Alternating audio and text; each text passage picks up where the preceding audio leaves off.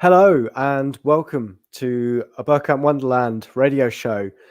This is our post-game review of Arsenal 1, Brighton 2. Early shouts in for Michael Hahnemann. Thank you very much for your donation. Does anyone give a toss anymore? The players, the coaching staff, the board, put them all on the transfer list and actually have the balls to prove themselves.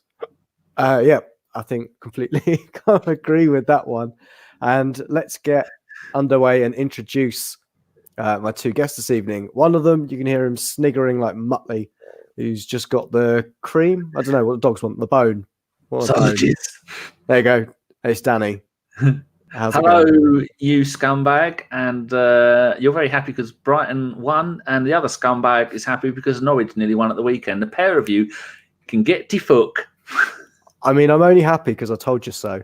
It's more that. It's more smugness that I said Brighton would do well. And the other person, as you have alluded to, who's joining us, the reason why he's late is because Norwich doesn't have any electricity left because he's using it to power his Christmas tree. It's Ellis Mel. Hello. Look at all those lights. It's ridiculous. That's not that many. Look at them. That's beautiful. That is. Oh. I'm just going to leave that there, and then everyone watching doesn't have to talk about football. We can just all admire how pretty it looks. That's why we're late, because Ellis quickly put the tree up, didn't he? To try and divert away from them. Quick, Ellis, if things start going downhill and either of us start crying, just put it back on the tree. Okay, Can you sing, by the way? No. Jingle bells, Ljungberg smells. I'm going to shut up now, Josh. Thanks. So this is doing well, isn't it? But then I was going to go back to you, Danny, and ask you about the lineups if we go into the game. Yes. It was similar to your preview. We saw Guendouzi come out, but do you want to talk us through the lineup? Yeah, that is almost the exact lineup that I picked, because I was going by what he picked before. But I did three lineups. I did his last game, what I think he was going to do, and my one. And then I got them mixed up and ended up saying that Torreira started the last game when he didn't. The only difference from this game is Bellerin coming in for Chambers, which I think was a right move. We think that until it came up to about the 80th minute. That seems to be a semi-good idea, which I doubted through the entire game. And Sokratis came in for Mustafi. No idea why you'd make that change. There's no I suppose it's whether you want to be eaten by a shark or whether you want to be eaten by crocodiles. It's going to make very fucking little difference because you're fucked either way. So Kolasinac, I'm glad to see that he was made the most of playing, because we saw that Tierney came on, and I think Tierney is the long-term player at that position, but Kolasinac is brilliant for me. And then you expected it to be Ozil on the left, Aubameyang right, Lacazette playing up front, and Willock playing behind them, because Willock has done well this season on occasions, but none of those occasions have been the last few games. He has been very, very poor. And the one positive note for the entire game for me was the performance of Lucas Torreira. I thought he was, best of a bad bunch. Most of the game, I think he was really, really good. And Xhaka, it's good to see him. A couple of times the fans gave him a little clap, which is good to see. So, overall, don't really see what much else you could have done with an unfit Tierney and an out-of-form Pepe, really. Yeah. Ellis, what did you reckon to the lineup? I wouldn't say it was massively enthralled when I saw it. It's pretty similar, obviously, like Danny's alluded to. Sokratis into Mustafi. I wasn't as upset as Danny because all of our centre backs are a bit shit, so it didn't really matter who you put in there. It might have been nicer to have Chambers there, maybe. I don't really know. I just think me and Jason had this discussion after the Norwich game. It doesn't matter who we play in defence because our midfield just doesn't help anyway. So it automatically puts all of our shit centre backs on the back foot and they panic. So I don't think you can really change it up too much in that position. It's nice to see Bellerin back in. The front three, again, didn't really think it worked on Norwich, and I didn't really think it worked today. Yeah, I agree. I would say hello to the chat box as well, because I realise I apologise. I haven't spoken to you yet. I can see and2365100 is in there. Archie, Pat Brady, or some Bergkamp Wonderland, Loki 73. Who was first in there? I've got Jimmy H29, but that might be when I joined. Simon Jordan was the very first comment. Simon Jordan. Crystal Palace. Yes. Former owner. And Jim Howson has just slid in and stuffed some dollary dues down our front pocket. Thank you very much for that. Hope they're coins. I hope so. Sorry, Arsene, I wasn't careful what I wished for. It's similar sentiment, I think, all round at the moment with that. I can see Stefan Selby is in there. Carlito Alguna, Rudy Rastalos. Also, I want to beat Jason by being nice and not shouting at you guys and saying that you're rubbish and you're like Emery. Get some likes up. There's like 173 of you here. I've only got 26. I've got one dislike as well. If I can get that into double figures and get near like 100 likes, just get a record, Josh. Like whatever record it is, whether it's the most dislikes or the most likes. Yeah, I don't mind. I'll take a record. One from the New York Jets 15 as well. Here's to the most toxic fan base in the world. Wow. Yep. And that's from a New York Jets fan. Josh, I mean, do they even know what winning is? Wait, I'm a Dolphins fan. New York Jets. How's that for toxic? I don't mean it. You're not Brick. I don't know you are. You were saying, don't you dare echo. I pronounce that now, but I'm always working on how I say it. She said I can't pronounce that now. Echo, volume 0. Absolute shite hawk. You were saying before, Josh, weren't we, on the last show that we often remark about the fact that if everyone's gone, the players, the manager, the coaches, and then it's still shit. Now we're down to two things, people. It's the Cronkies, or like the New York Jets, who was kind enough to give us $2. It's us fans. I reckon either the Cronkies got to leave and, well, the other half of the stadium have got to leave because one half have already fucked off and we're still shit. So it's kind of going in the balance. It could be the Cronkies. It's only another 20,000 fans need to leave. Then we'll really know who is the problem. It's just going to be Gunnosaurus there picking the balls from Rose Ed. That's what's going to be left. Maybe it's him. Maybe it's a conspiracy theory. It's like the Da Vinci Code. It's all him. Right, should we start talking about this game? We have to. Can we go back to the tree? I mean, it's lovely. Part of me wants to talk about this, but not for the reasons of an Arsenal podcast. But yeah, let's start early on. Kind of chance for Lacazette, but offside. I think we can continue using that for the rest of that first half. What did you think about how we started the game, Danny? Because it did seem to be a little bit handbrake on. Oh, don't talk to me about that. That's an absolute stupid name for a podcast, and you did that on purpose. How can you have three brilliant people and a moron doing a podcast called Handbrake Off? When Wenger said it once ever, and I had no idea. He said it so long ago. I think that the commentator, who was 50% of the commentators tonight were wonderful, and he said it is 11 men in red shirts via team in black shirts, and that summed up how we were tonight absolutely perfectly. The number of times, not just at the beginning of the game, but we'll notice it then, but it was getting worse through the game, that it'd go from Leno to a defender, to a midfielder, to a striker, back to a midfielder, back to a defender, back to the striker, then back. And you're thinking, we are playing at home, people. Like someone's put in the chat box, we've got two defensive midfielders playing in the middle of the park. Willock was coming back to get the ball occasionally. Ozil was as good as fucking useless. And you think, well, what is the... I would like to Freddie, just come out and go, I told them not to lose. I told them to do A, B, and C. None of them fucking listened. I told them that we need to be attacking down the wings. We need to go through the middle. We need to make sure that the midfield give the front four the ball occasionally, rather than just running down one wing and then hoofing it across and hoping for the best.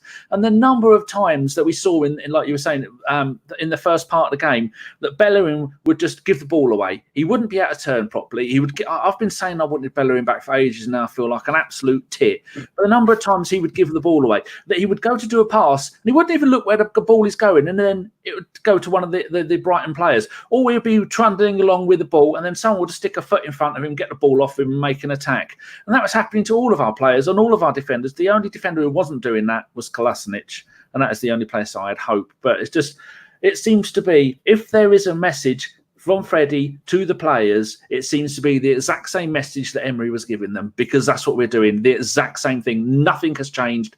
In fact, it's got worse in the last two games. Yeah, Ellis, I think that's it's not got worse. I don't think. We got 1 point from 2 games against 2 shit teams. Yeah, but I mean, We're not Norwich are a shit playing. team. worse. Oh, fuck you. They are, but that's besides the point.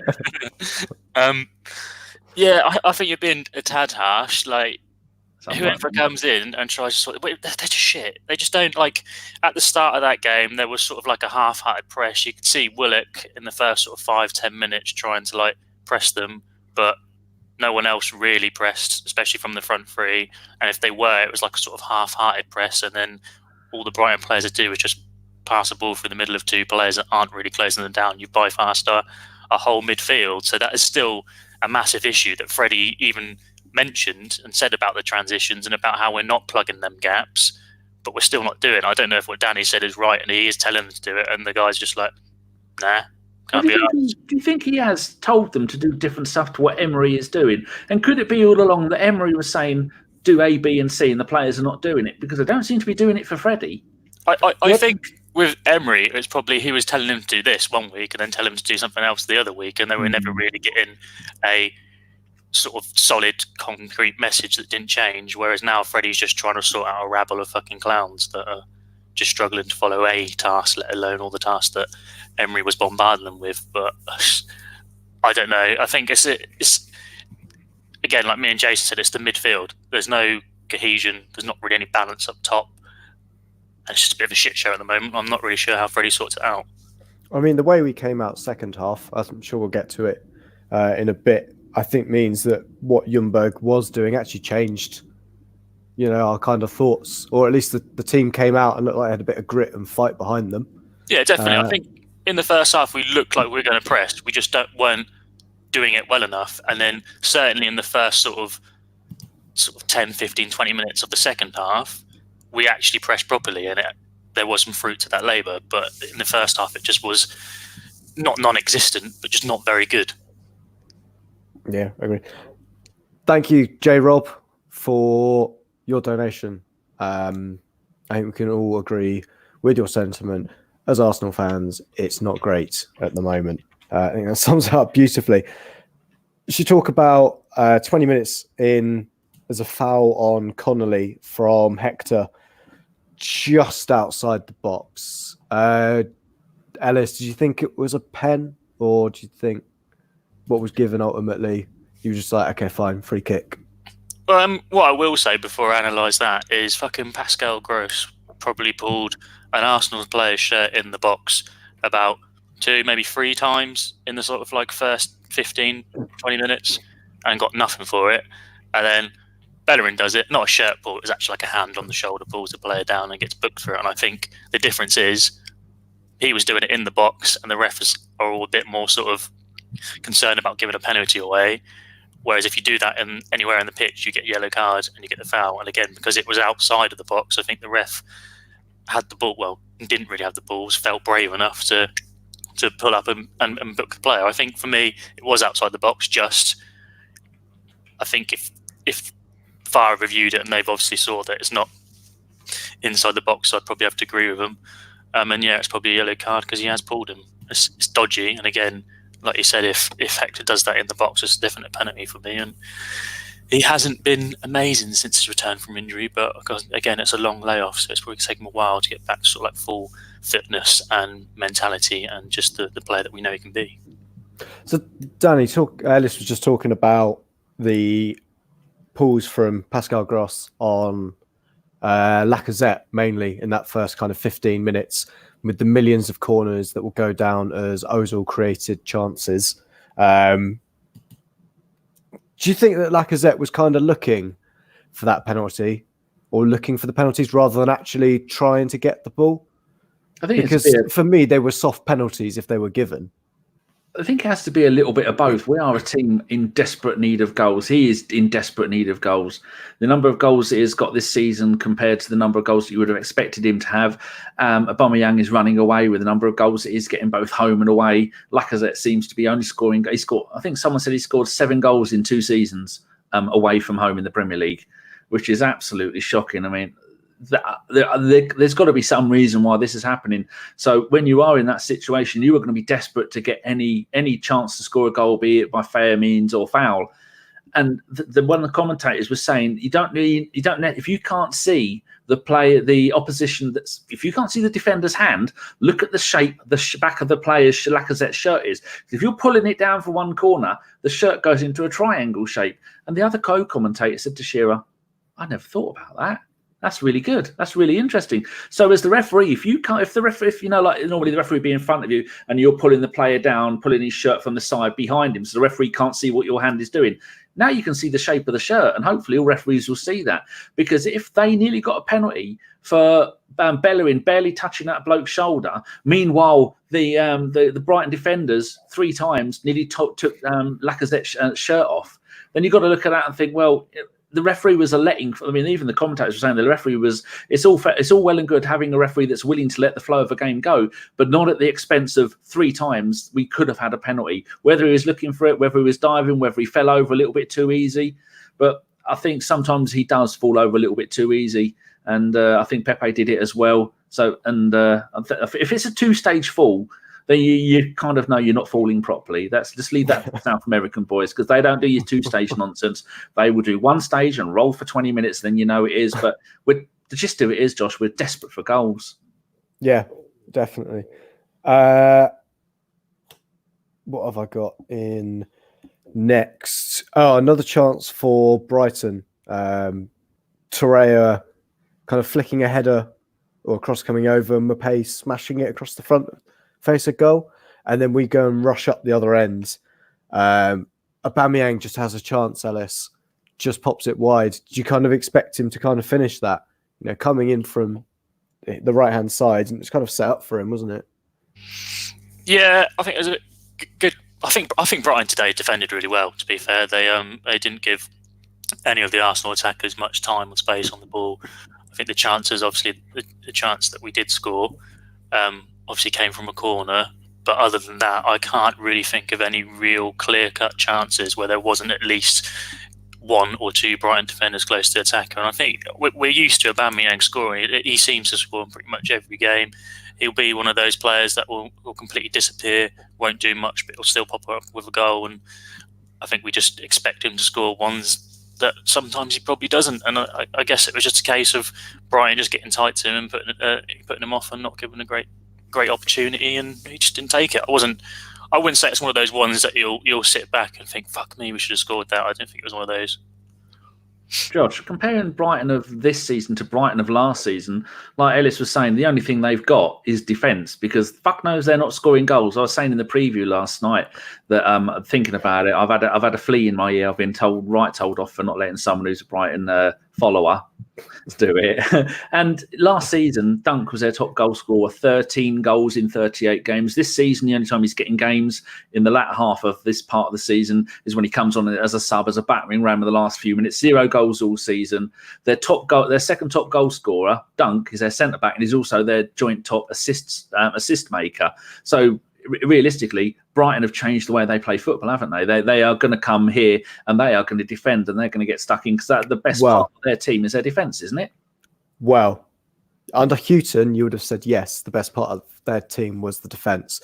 What Potter has done, and why I'd kind of said this result was coming for Brighton against any of the top 6, was if you looked at last season, this is now the 4th game of this season, that they've played away from home against one of the top 6. Against City and against Liverpool, they had over 40% of the possession in that game. They nearly beat Liverpool at the weekend as well.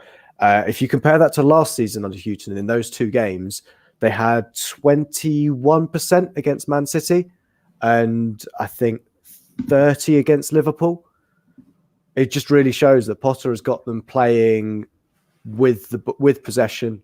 Dunk's role has changed massively. When you kind of think of the Dunk and Duffy partnership, it doesn't exist anymore. Well, everyone thinks of donuts when you say that. Dunk and Duffy, yeah. You're probably not the only one. Scottish donuts. Dunk and Duffy, to be sure. Oi. Hey, Duffy's Irish. Duffy's Irish. It's fine. Before you finish, Micah for Life has given us $2, and he says, "How bad will it get before it gets better?" It's never getting better. Yeah, that's true. Cheers, Micah. But yes, it has changed slightly. Glenn Murray was top scorer last season, but he was useless. They've changed, as you can see, with Mope and Connolly, with a quicker forward line, which is more aggressive, and they went with 4-4-2. Rather than, it was a 4-2-2-2 formation that we saw. Which is where I thought we were actually going to go with the diamond to kind of counteract that. But they have changed their style massively, and this result was coming for them. So although they haven't scored many, they've been superb, absolutely superb. It was a bit like the 1-0 to the Arsenal kind of thing, except they've been winning 2-1. And they have a plan, and they stick to that plan, which is admirable. Yeah, they've got a manager. They've got a manager who knows what he wants to do and knows how to implement it. And you can see why they've just given him a new deal as well. He only joined them in the summer, and they've already signed him up to a new 6-year deal. Yeah, because every chairman loves him. That after he's been so impressed, he went, have all the years you want. Yep, and because Watford are sacking their manager, Everton's just sacked their manager. They're all going to come after him. He's a superb manager, and to be honest, we could do a lot worse than get Graham Potter in because he knows how to play football the right way. And it's the second time he's beaten us 2-1. 100% at the Emirates. 100% record at the Emirates. Who can say more than that? We've now got to talk about the Brighton goal as well. The first one, Danny. As you have rewatched it because you forgot about it. Tell her. Oh, yeah. Hold on. Here, people. There you go. The first Brighton goal. About that, Ellis is just he's just going to get you to look at the Christmas tree. For those who are listening, just imagine all of the lights in all of the worlds. Like basically, Ellis has been up to Blackpool and nicked all the lights, stuck them on his tree. Yeah, before we started the show, I went, Josh, is it worrying that I do not remember a single one of the goals? And then he taught me through them, and then I went and watched them. So, should I do the first goal, Josh? Yes, because you've rewatched it.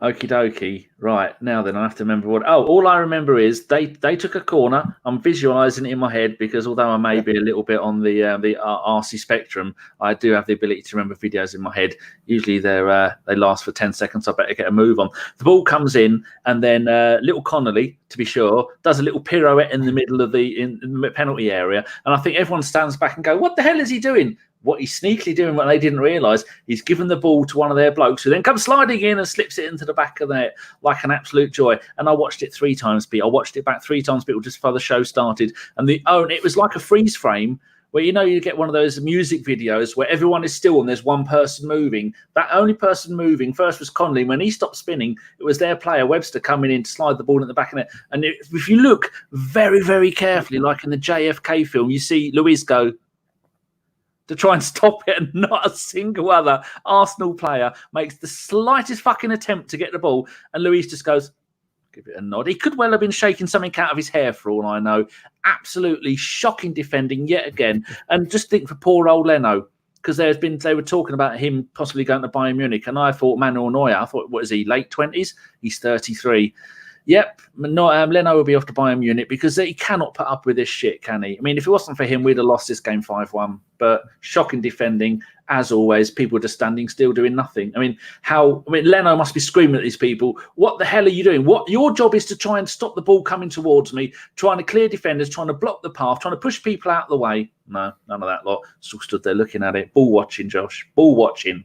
Yeah, it was, Ellis, I described it to Danny before we went live as like a training routine, that goal, except all of our players were the cones.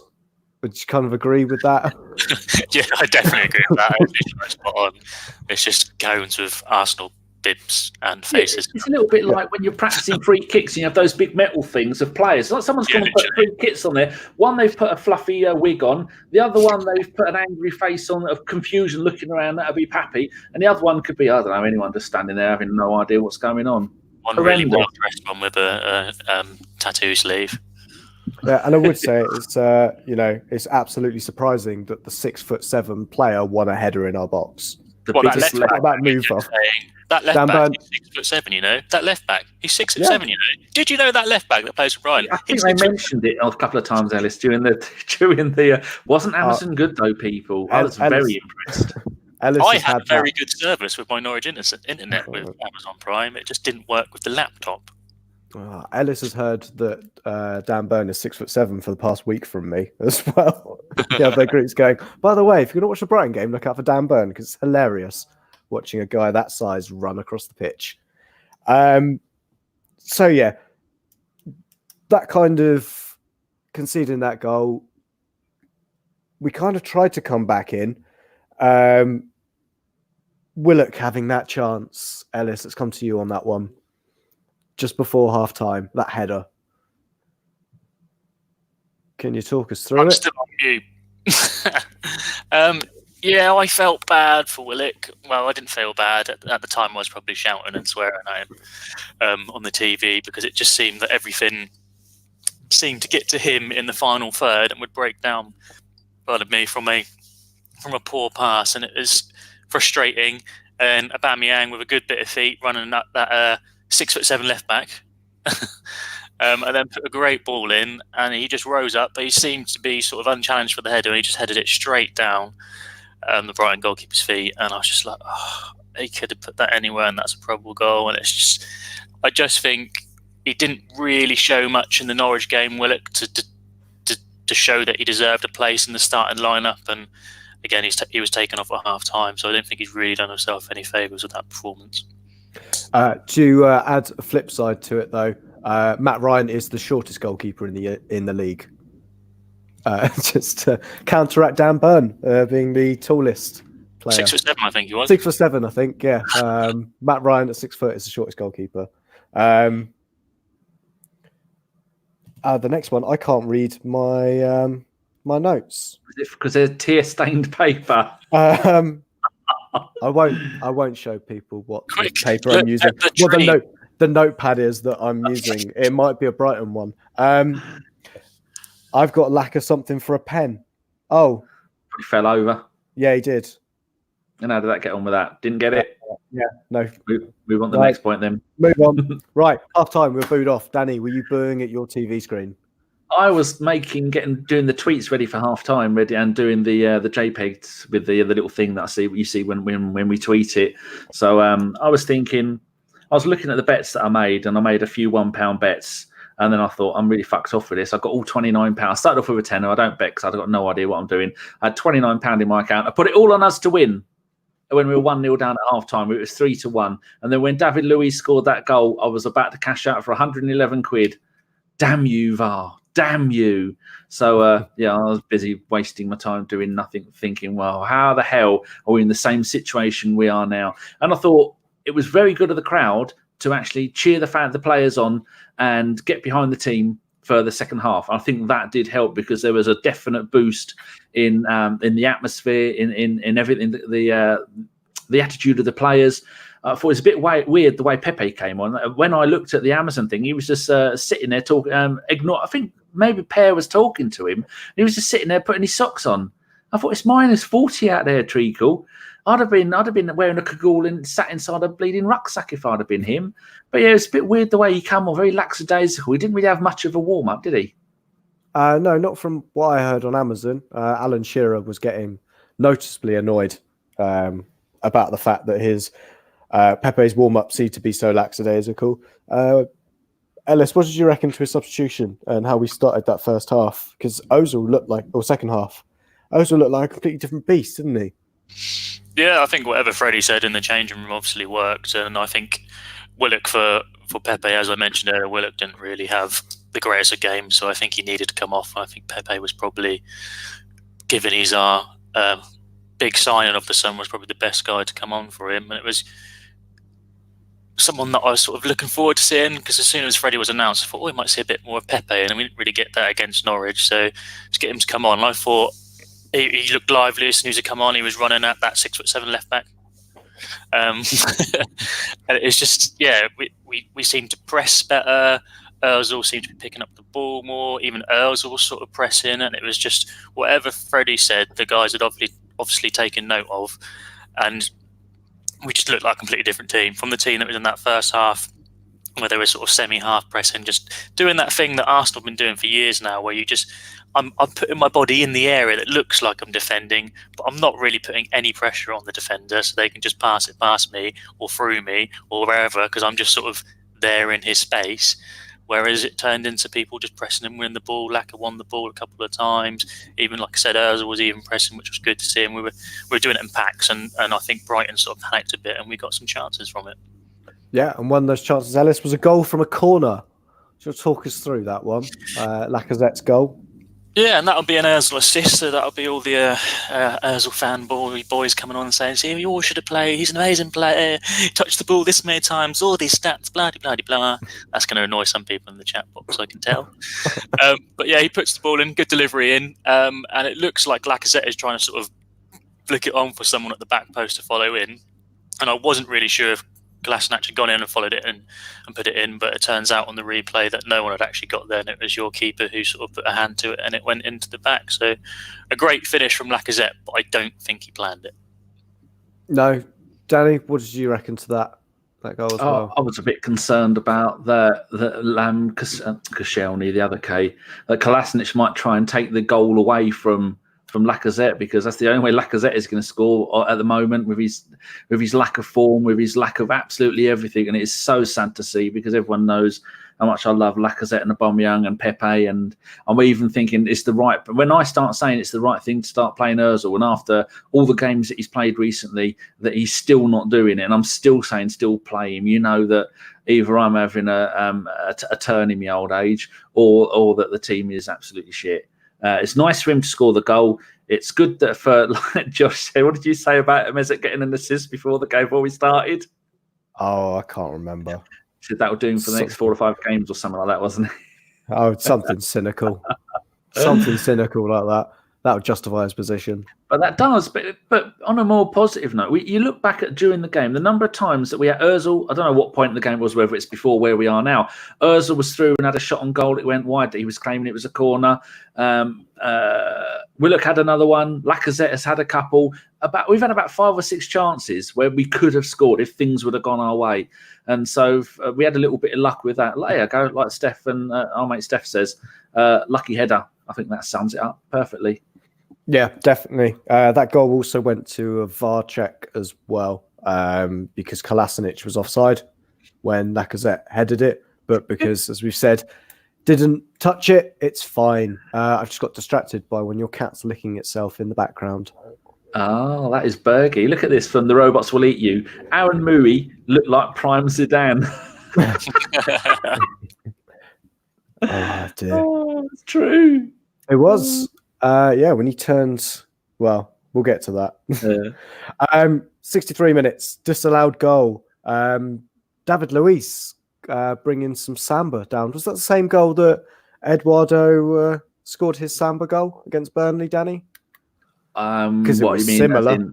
The ball came across. He just put it in with the underneath the flat of his boot. It went, there you go, back of the net. That should have counted, and I'd have been a lot richer. I'd have bought everyone a cheeseburger, but. I mean, it's a bit sad that the goals that you're getting scored like that are coming from your centre back. I mean, it should have been someone else there. But when you look back at the VAR, every single player we had was offside. Even some of our substitutes were offside. And I thought, for fuck's sake, that proves how much notice I take of the game when it's going on. I was doing little wheelies and bunny hops all around the sim, going, "I've got 111 quid." No, you fucking idiot! It's offside. It's blatantly offside. Get back in your box. I imagine you doing a fucking bunny hop. Oh dear. Yeah, I'm just imagining it was like that old BBC ident, when they had all the basketball players. That's it. Yeah. It was like that, all spinning around. Yeah. We were so offside, it was criminal. The linesman didn't put his flag up. Yeah, that was mad. Like you could. It's one of those things where you just think that's definitely offside, because even if you're not really paying that much attention, to have 5 opposition players completely ahead of a whole defence, like, they must be offside, but no flags. So I thought, maybe that's just a really well worked free kick. No, offside. Not from us. How dare you? Ozil can't get 2 assists. That's him done for the year. Right, couple of subs we had at that time. Kolasinac came off for Kieran Tierney. What did you reckon, Ellis, to him coming on? And what do you think of Kolasinac's performance in the game? Firstly, I thought Kolasinac had a really good game. He's one of those players that, again, is just frustrating, and everyone gets a bit frustrated with him because his attacking output is far outweighs his defensive output, in my opinion, and that's not always great for a defender.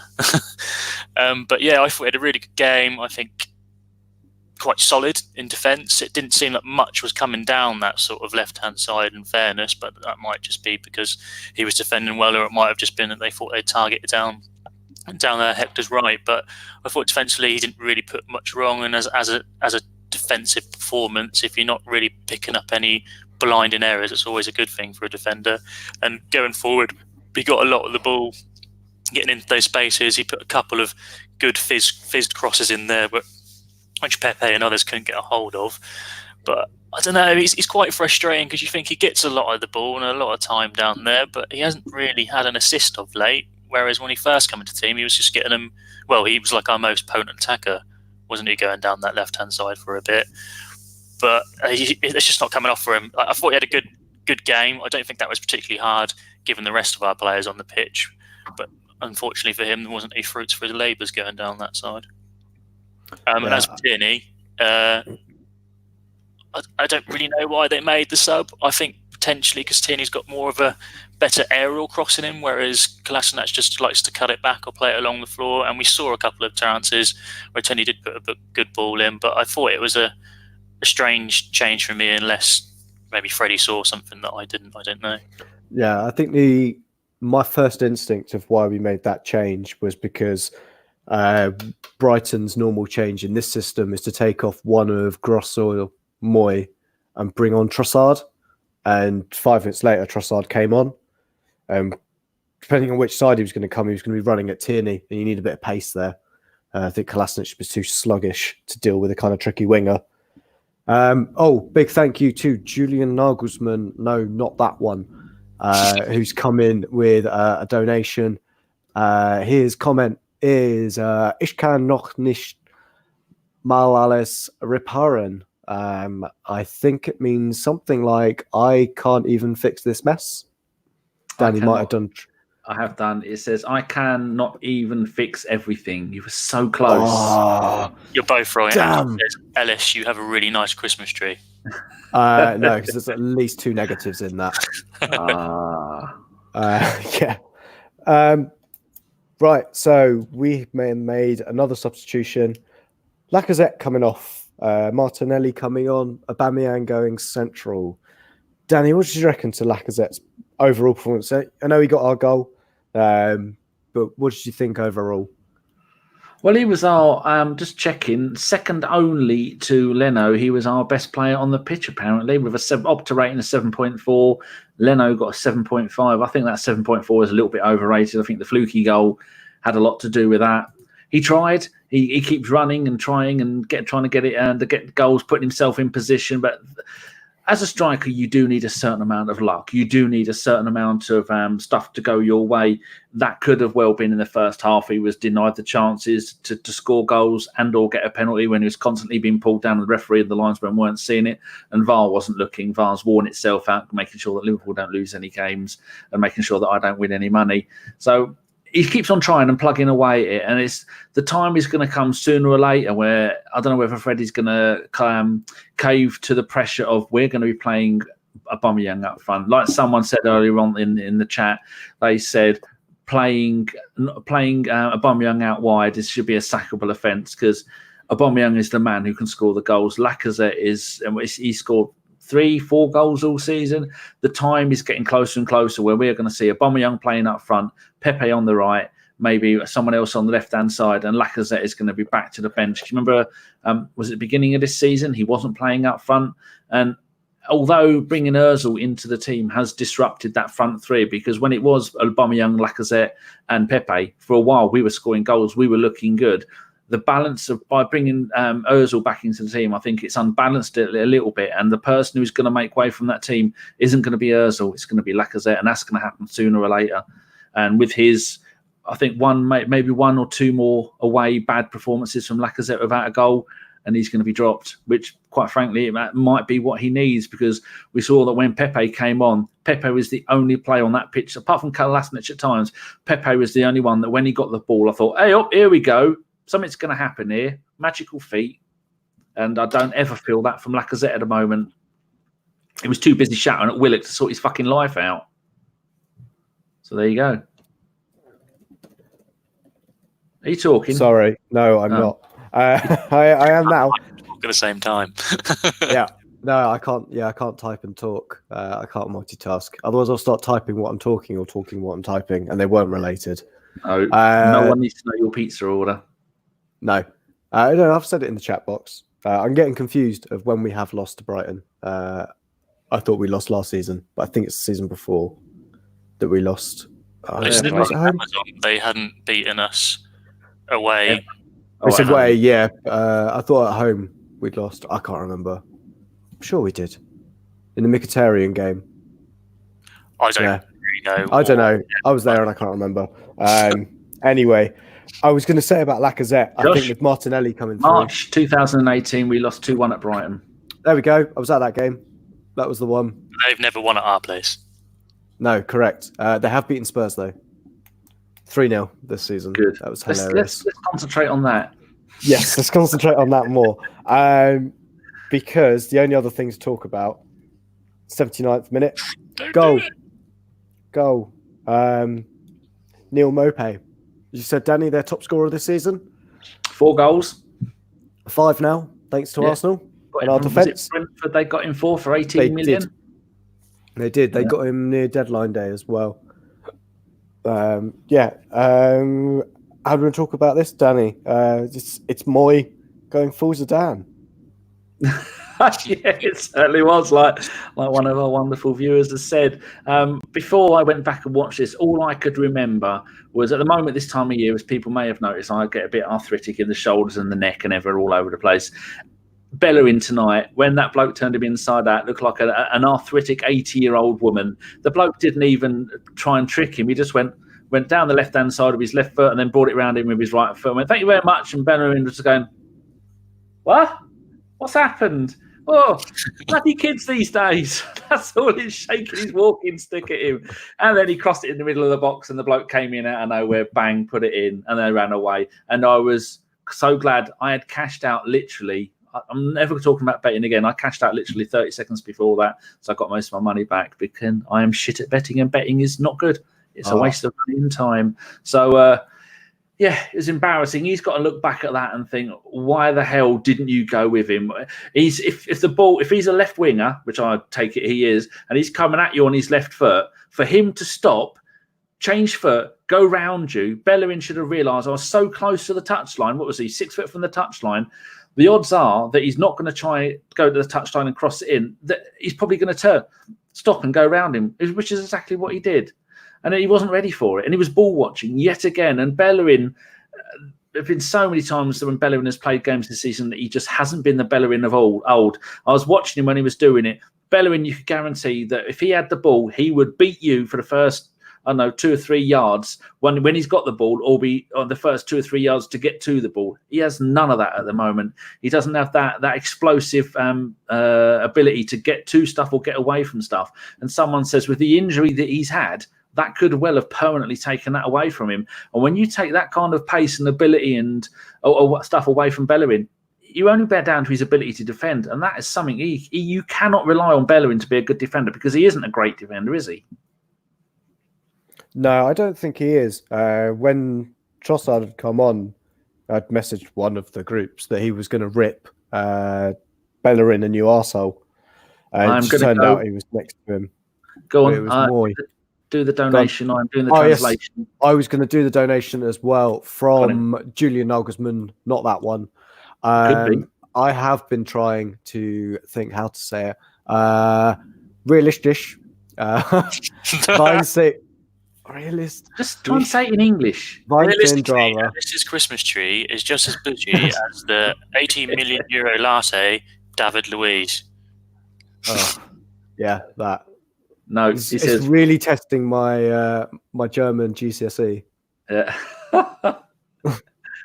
Well, I did O-level French in the early 80s, and I do not know any French at all. He says, realistically, if you think about it, our board thought that the answer to that question was 8 million euros, David Luiz. Yeah, that £8 million David Luiz is the answer to nothing apart from what is the worst thing you can spend £8 million on. That's the only thing it's an answer to. I'll shut up now. I like David Luiz. He's a shit defender, though. I like his hair. And we should talk about as well, for that goal, standing next to Neil Maupay was 6'7" Dan Burn as well, their left back. Oh, I didn't know that. Me neither. No. Thanks for letting us know, Josh. Yeah, that's all right. On all fronts, that Dan Burn was standing there. 86th minute, Martinelli nearly rescues a point for us. Ellis, do you want to talk through this chance? Yeah, I mentioned it, didn't I, when talking about Tierney coming on for Kolasinac. He's good at putting those crosses in the air to people, and he's done it a few times and in recent memory in Europa League games, and Martinelli's got a header. So yeah, he was close. It was a good worked ball from Tierney, puts it in. Martinelli heads towards goal, and it wasn't quite at the corner. It gave the Brighton keeper a chance to save, and he made a good save and taps it out, and it just wasn't to be. But I was off my sofa at that point, almost headering it myself, but it didn't go in, which is a shame. And then 89th minute, Danny, Aubameyang had left the pitch. Did he go for a shit? I think he went to see the replay to see just how shocking we were. We were awful. Shit. Lads, you want to see what I've just been? Seen it on the Amazon replay. We're fucking shit. What the fuck's going on? I thought we were winning. And then they scored. Or they scored before. I don't know. They had scored before. No, they nearly scored when Xhaka turned it over and Trossard went 1-on-1 and missed. Yeah, but I told Chris in our WhatsApp group that he's our most technically gifted centre mid, so I wouldn't like to talk about that if that's okay. Thank you. Yeah, that is true. And hate from people. I thought it was okay tonight. I mean, not fantastic. Nobody was, but people saying. Someone said earlier that he's our worst midfielder, and I don't like people saying Dave Hillier is a bad midfielder. I was there watching Dave Hillier, perfectly competent midfielder. Just don't like it when you say he was shit because you weren't there and he wasn't shit. I think Xhaka probably is, and this is my argument in one of the WhatsApp groups that me and Josh are in, is that compared to the rest of our centre mids, he's probably got a better pass and a better shot on him, whereas the other ones don't really seem to have that in their locker.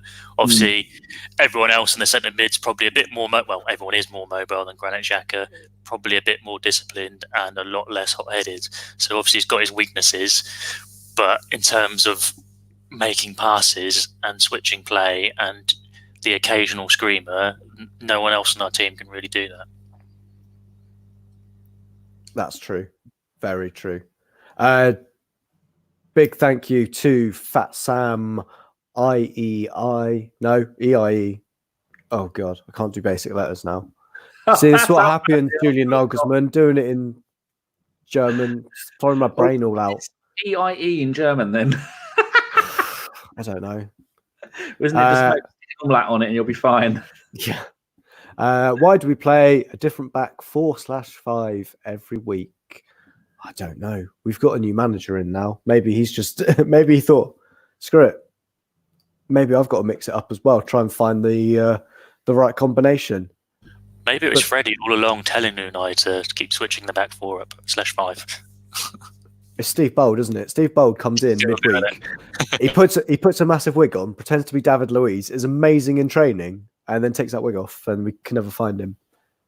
And he's the problem, or the solution to our problems. But anyway, that was it. We've lost. We stay in 10th from memory. Just about. -2 goal difference. We are 5 points off the relegation zone. We are 66-1 to be relegated. If anybody fancies that, Danny's already put a few quid on it. Yeah, no more betting. Fucking betting. Yeah, look, I've got a little screen that I can share with you, you beautiful people. Yeah. There are currently 2 sides in the Premier League that have never been relegated, and one of them is us, and the other one is Everton. That is our last time we had to do that. Didn't we get voted to stay in the league? Yeah, we did. No, we cheated to get promoted from Division 2. We finished about 7th. Spurs finished 3rd, and then they were expanding the 1st division, so that we were voted to get promoted above them. Fuck them. Look, that's what our target is for now as a club. We were trying to equal that 10 games without a win. That was in February 1977 for the people listening on iTunes to March 1977. We drew with Sunderland, then we lost to Man City, Middlesbrough, West Ham, Middlesbrough, Everton, Ipswich, West Brom, QPR, and then we drew with Stoke, and then I think we won the next game. So, to be fair, I'd take a 1-0 loss to Man City at the moment. I'd imagine if we played someone who was good at the moment. Oh. Josh, when your notes that you make for the game, did you just write in your tear stains? I can't remember what it feels like to win a game, and then a couple of sad faces. No, because RIP. When they mentioned that we haven't won a game since the 24th of October, I realised I haven't seen Arsenal win since I've been 29. The last league win again. That's a damning indictment, isn't it? Our last league win was the 6th of October, and I was still in my late 40s then. I'm now in my very late 40s. I've been aging. It's aged both of us, Danny, in a whole year by us not winning a game. So do you think that we've got our next two games away at West Ham, who are on form at the moment, and away to Standard Liège? I mean, Belgian football, they've got to be thinking they're going to get their first ever win in Europe, aren't they? Then after that, we're at home to Man City. So if we don't get a win against either of those teams, fuck. I think it's the relegation battle, isn't it, on the 21st of December, us away at Everton. It's a relegation 6-pointer. Blimey. We might win a trophy if we get relegated. We might get up through the playoffs somehow. Oh, dude. I can't record. Right. In Division 2. Well, should we go through some questions, Danny? It's because we're going to try and get this done in under an hour, aren't we? Yes. I would also say, hey, chat box, you've done a great job of giving me 75 likes, but there's now 79 of you watching. And I put that task to you when there was only 170 of you. So the extra 100, sort your lives out, please, and give us a thumbs down, because I want to try and get evens. We've been very nice to you tonight. You haven't got the raving lunatic Welshman going mental at you. So thank us by giving us lots of thumbs up. Otherwise, he'll be back for the next game. Right, one question each from a bag of dicks for you, Ellis. Why didn't he start Tierney and Pepe? I don't know. Well, I can see why he didn't start Kolasinac from the performance that he gave. But for me, Pepe needed to start, I think. I don't think that front three for me just doesn't work. Pepe didn't play. Aubameyang on the right and Ozil on the left just doesn't work for me. I don't think Ozil just wants to have a free roam. Aubameyang looks better more up front than he does on the right. I know he still pops up with the odd goals, but it's just so horrifically unbalanced. So for me, Pepe probably should have started, and Tierney could have, but I can see why he didn't. Fair enough. Okay, and I think Tierney might have had a bit of a knock, or still coming back from that groin surgery that he had. Have you seen the message I've just put in the chat box, Danny? Oh, down the bottom. This is from Santiago Schmidt. Xhaka was our captain and his child was born the last time we won.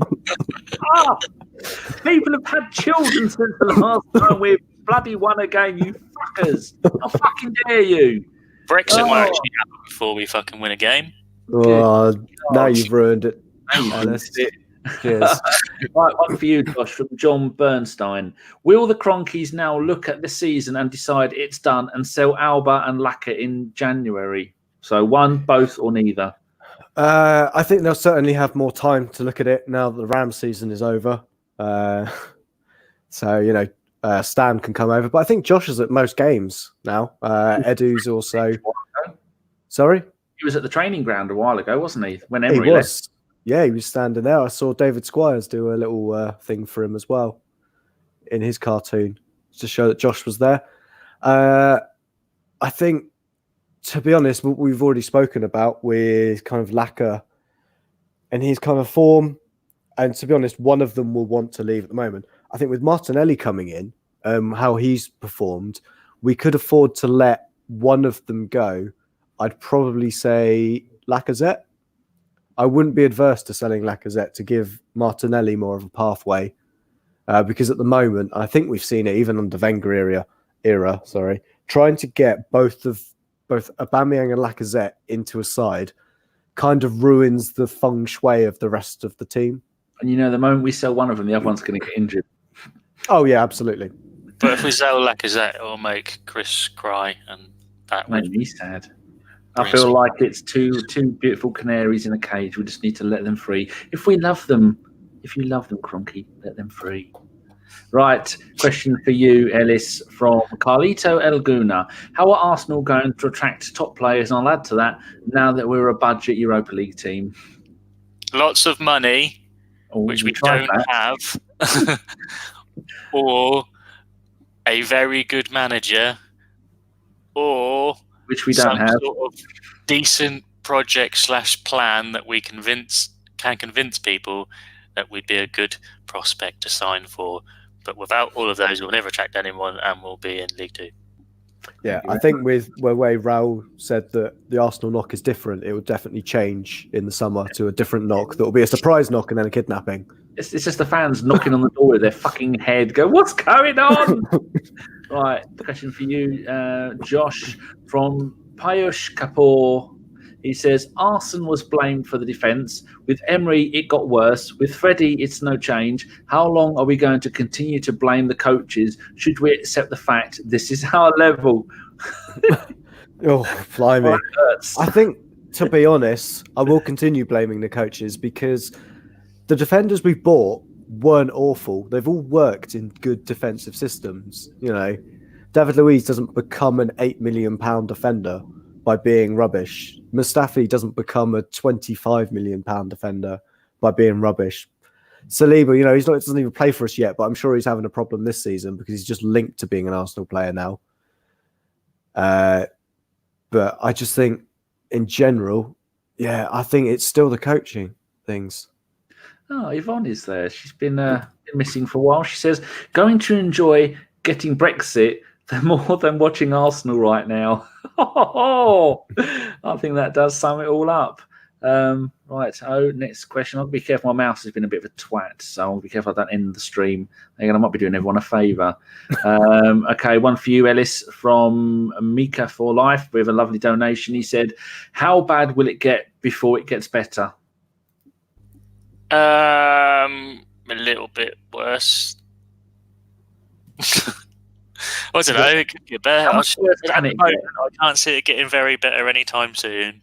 But then that might be a good thing because that might sort of stir the board into bringing in a decent manager who can finally start getting this gaggle of useless players to play properly. Still give credit on. So Ellis just put in here, why did that goal go to a VAR check? Was that you asking just the question? Yes. No, that was earlier in the show when we were talking about Lacazette's goal, because I can remember why, and then Josh answered it. And then Josh said, shut up, you tits. Right. Yeah, there's lots of things in there as well, other than questions. I know. Fat Sam says, why do we play a different back 4 or 5 every week, Ellis? I thought it was Josh's turn. Josh. I don't think we know what our best one is, which is why we keep chopping and changing. I think now that Emery's gone, he seemed to always think that it was never anyone else's fault. It was always his fault. So he needs to tinker it. Fair enough. Question here from formerly Noza. I'll give this to Ellis because Ellis is our resident slow cooker expert. He says, Christmas, he or she says, Christmas dinner, turkey, goose or chicken. Personally, I'm having chicken because it tastes the same as turkey and you can cook it in half the time. For me, it's got to be turkey because you got to splash out for Christmas, don't you? You can't have chicken unless you're some weirdo. And I'm not really a fan of goose. I don't really like duck or goose or anything. Can I answer that one as well? Duckist. Probably going to go, I'm a hipster and I'll have that fucking free bird thing where they shove it all in each other. No, Christmas this year is lamb. No, lamb. Fucking and venison. Fuck, look at him. He's changed, hasn't he? Lamb and venison. I haven't changed. I've always been a pretentious cunt. We are having a huge gammon and a chicken And Sean's mum is cooking it all. Right, so we're now down to Joe Madeira's question. I haven't proofread this, so please make it make sense. This is for you, Ellis. No, it's for you, Josh. After the reactions of the players today, is there harmony in the squad? Felt like people were at each other and not in a good way today. Josh? I think there is still some broken relationships within the team, but I thought the way they came out at half-time for the second half, I think that kind of 20 minutes where they looked to have a bit of grit, a bit of steel about them, looked like they'd either been on the receiving end of a hairdryer treatment from Ljungberg. Actually, does Ljungberg need a hairdryer anymore? We do not. No. Whatever. He does, towel dry. I don't know. Whatever he does to his bonds. A chamois. Oh, well, yeah. We should ask FK. He'll be the man in the know for how to get the true sheen on a bonce like that. I'll need tips at some point in my life. But yes, I think it's getting better, but it's always that way when, a team loses their manager, a manager gets sacked. It takes them a while to build their confidence up, and I think they're working their way up, to be honest. We've got to kind of rebuild that confidence. Finally, more of a statement than anything else from Michael Hahnemann. He says, is it about time I start changing my pre-match predictions? Every time I put us to win, we drop points. So should I start putting us to lose from Monday? I think we all should do. Now, Josh, how long is it going to take you to end the show? Because I've got a little plan for people. 30 seconds? Yeah, sure. Are we done? What I'm going to do, Ellis, you put your camera onto the tree only. Can I say something? Can I say thank you to everybody? Yes. I was going to say thank you to everybody. I'm going to put a camera only on Ellis's tree. As Josh says the final words, we can all rejoice in the beauty that is Ellis. What carol are we singing before you sign off? Fuck Josh. That's what we're singing. Oh, go on, Josh. So thank you to everybody in the chat box, all 302 of you, 305 of you that are there. Only 91 of you going to hit the like box button, or the one of you that hit the down. They're my favourite, the one that did the down, and I'd like to think it's Jason because he's bitter. Thank you to you, Ellis, for one, the best thing that you've ever done is this tree for ABW, and Danny, you've just got to be here. Like I say, when I'm on the minibus and we're going shopping, downs rule. Come on, people. Yeah. Get the downs done. Yeah, get the downs in. Oh, Christmas tree. Oh, Christmas tree. How long do we leave Ellis singing before we end it? I don't know the rest of the words. You know what we could do? Honestly, this singing is worse than our performance. Yeah. But you could have just ended the show and we could have kept Ellis and just left. Right. You won't Josh, notice. tell me to turn this shit off. Danny? Yes? Turn this shit off. Certainly, sir.